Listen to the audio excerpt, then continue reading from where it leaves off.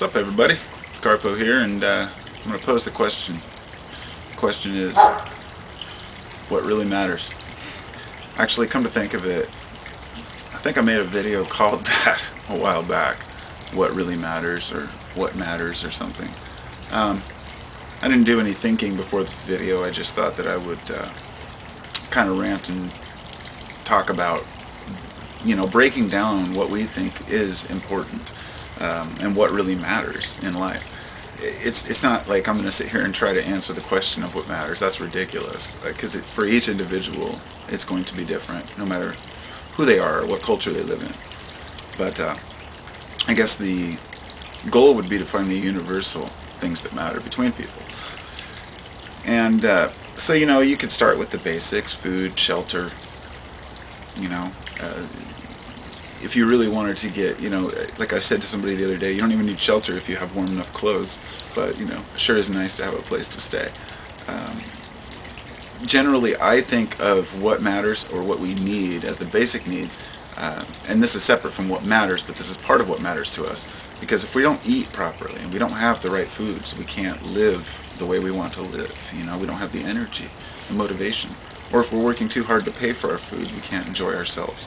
So there is a degree of money involved in it, and so money matters.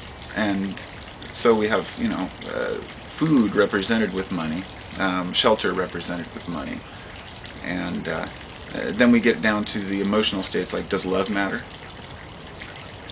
People claim that it's really what life's all about. One could argue that love doesn't matter, but when I see people who don't have love in their lives, they appear to be unhappy. So I say that it matters. Does spiritual seeking matter? That's a very deep question that has many different facets. I don't think a person has to necessarily be spiritual, if you will, but they have to have some sort of a desire to understand the deeper complexities of life. In order to be happy, though, that's not necessarily not for everyone, but it seems like people who do seek that path they appear to be happier. See, this is all just opinion based on viewing people, because you can only observe those who are in certain states. For example, let's take a Buddhist and a hardcore, what do they call them? Evangelical Christian. And you'll see that the Buddhist appears to be content and happy, smiling, but he's not trying to push anything on you. And then you see the Christian who's screaming and ranting and telling you that you're going to hell and everything. Just by viewing those two people, I can already see which side I would prefer to take. You can't, of course, I'm not a Buddhist or a Christian, but that's an extreme example of how viewing people's behavioral patterns can lead you to think, okay, well, what this person believes leads them to angst and argument, and what this person believes leads them to appear to be content. And that's really all we have is our observation. And you can't just take one person. You can't take one Christian and one Buddhist and use that as an example. It's a horrible example. But when you have talked or seen dozens of them, it's a different story, and you start to build a picture of, okay, because we can't go down any particular path that other people have taken unless we are willing to walk down it, and it takes time. So one person who's taken one path can't look at another's and say yours is wrong unless they've taken that too. If a person was like, yeah, I spent the first 30 years of my life believing this and now I'm this way, well, then they have a little bit of credence on the subject. But if we close our minds to everything, and so I think that matters to people or it should matter, to seek truth at all costs, regardless of how painful it may be to bear. And not base this truth on what we think is true, because we have to be willing to change that every day. So when new information is presented, I'm willing to break my paradigms all the time. And growth matters. Growth in the personal sense. I think that's really the root of what the spirituality may not be a component that's essential for people, but the growth part is. Because if a person's not maturing, they're not gaining anything, they're not moving forward in life, and that's so, I guess that matters. Come to think of it, I was thinking about the word sheeple, I've heard that a lot in my life. I mean, back since, you know, the 90s, and it's just, it grew to the point where I can't even stand the word anymore, and I started to wonder, you know, because we think that what matters is to find the truth, and a lot of people say, well, I'm seeking the truth, and if you're not, you're a sheeple, you're an idiot, you know. And I guess I can agree, because I see a lot of the people around that appear to be completely ignorant to the world, but I've realized over the years that that's just my view of what's going on in their head. You know, you can't judge a person just based on the car they drive or the house they live in. And especially not the fact that they watch TV. That seems to be tied into it a lot. You know, the sheeple watch television, yada yada. And I think, you know, I watch TV. Am I a sheeple? I mean, I don't watch cable or network television. I don't watch commercials. But I like mindless programming on television. I like to watch shows. I like to watch stupid shows, you know. I like B movies, you know. I like to, in other words, there are some people who seem to think that if you drown your mind with useless entertainment in any way, shape, or form, then you're just an idiot. And you know, I don't think that's right, because one will find that, you know, you can only spend so much time trying to resist all the things around us that, for example, two families, you know, one person who says, I don't watch TV, but they have a very active life, social life, they go out and do things and they're young. Another person watches television, but they have, say like me, I have two kids, and I'm stuck at home a lot, I have nowhere to go, you know, so I find ways to entertain myself. I don't watch that much TV, but what I'm saying is that people who say that anybody who watches any TV is, you know, an idiot, that's just kind of generalizing. And it's too bad, because we've been generalizing people for all kinds of things. Like, if you're not seeking my path, then you are failing at life. So, if there's anything I'd like people to take away from this, if there's anything to take away, it's that when you see people pointing the finger at other people and telling them what matters, ask yourself, why are they so adamant about trying to push it on people? Because I found that the more comfortable I become in my own thoughts and beliefs and understandings, the less the outside influence affects me. And as I've found this, I've found that I defend myself less and less against the idiots out there. I try less and less to try to justify or explain myself. And I realize that there's a lot of other people out there who are that way too. And when you think about it, that means that the more aware a person becomes, the less input they put into all the idiot bullshit out there. You know, the less a person tries to make a rational video to say, well, things aren't quite like this, and everybody attacks them and say, no, you're a Zionist fool and you're a Illuminati shill, and so you just step away, you know. Kind of metaphorically moving out into the hills and living in caves, you know. And so some of the wisest people, I've heard some, you know, I see some people that only comment once in a while, not on my videos, just on other people's videos, let's say, and they're intelligent, well thought out comments, but they just don't leave very many, because they get tired of dealing with the idiots. And I think that's one of the hardest things, is that the idiots, the fools, speak the loudest when it comes to arguments. You know, they keep going and going and going, and they won't stop. And people figure that out, and so they just don't feed the fire. And those are a lot of people out there sucking up negative energy. And I learned that, you know, the hard way on YouTube when I started a few years ago. You know, I wasn't used to the internet world. I'd never done any vlogs or blogs. I just wanted to meet people and talk about life. And I learned a lot in a short time about, you know, what to expect from certain behavioral patterns in people. And I shouldn't have even fed some of the fires I did, you know. I almost felt obligated, like, well, I have to, you know, speak what I think is, fuck it, you know. People are going to think what they're going to think. I know that you're only going to find happiness if you want to. Nobody's going to be able to force that upon you.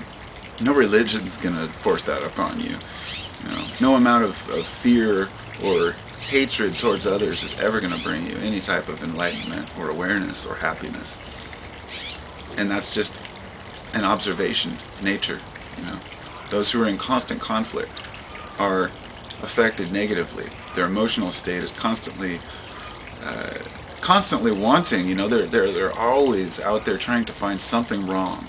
These are the people that either harp on others about who they are, or they're constantly complaining about society, or always talking about what's wrong, or always dwelling on how they had a bad day, or this person wronged them, and, in other words, I feel like many of the people that are out there talking about how the system is so fucked up are just bitching without any type of resolution, and they're just adding to the problem, and they're not contributing anything except for talking about what's wrong.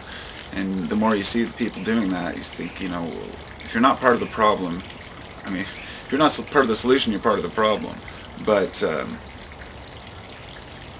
it seems like there's an anger in society right now, okay, among a lot of people, especially on the internet community, those who are, I don't even want to try to make an age group, because it goes from the teens all the way up into the, up to the senior citizens, but not many are,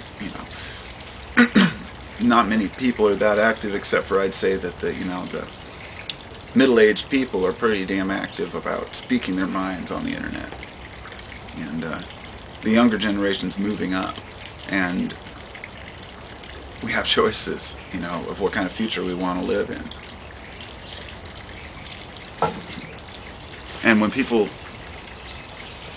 say that we've been oppressed for so long, and that everything's wrong, and the government's this and people are that, it's just playing the victim card. And that's what I feel like, all the complaining is so much playing the victim card, because we feel helpless. And I'm with you, a lot of the, it's not that I disagree, that helplessness brings a certain degree of anger, towards being lied to. And I think that the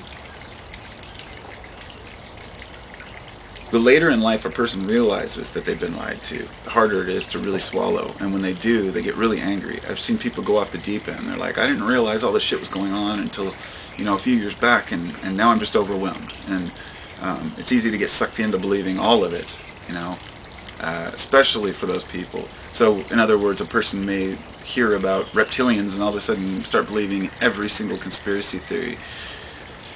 And, who am I to say that they're not true? But I've spent probably 22, 23 years looking into these things. So I've gone through the modes where I'm like, oh my God, this is happening. Oh my God, this is happening. Oh shit, look at the banking system. Oh my God, the Illuminati and secret societies and Sheeple, and, it all just faded away. It became irrelevant, because I realized that I have no recourse of action to deal with these situations. There's nothing I'm going to be able to do to prove whether or not the moon is real or cheese. I'm not going to be able to get a group together to infiltrate secret societies, and even if I did, what right do I have to do that? And then the more studies I did on secret societies, the more I realized that they were mostly originated from hiding from the church, because the church was persecuting, the secret societies were basically a way to preserve this ancient knowledge. Like I was telling somebody earlier, that's why so many things are encoded from ancient times. So many of these things are in metaphor and archetype form, because if you came out and directly said it, the church would burn your books, And so shouldn't we be, people are against the church and against secret societies, but really the whole reason that they formed was, to hide from persecution from monotheistic religions that formed. And it's always been about religion. It's always been a problem with religion. Everybody wants to force their shit down each other's throat. I say, just fuck it all. Set it all aside and see it for what it really is. Archetypes for life. Sure, the Bible is a guide to life, only if you can read it properly. It's like they say right in the Bible, those who have eyes to see will see, right? Those who have ears to hear.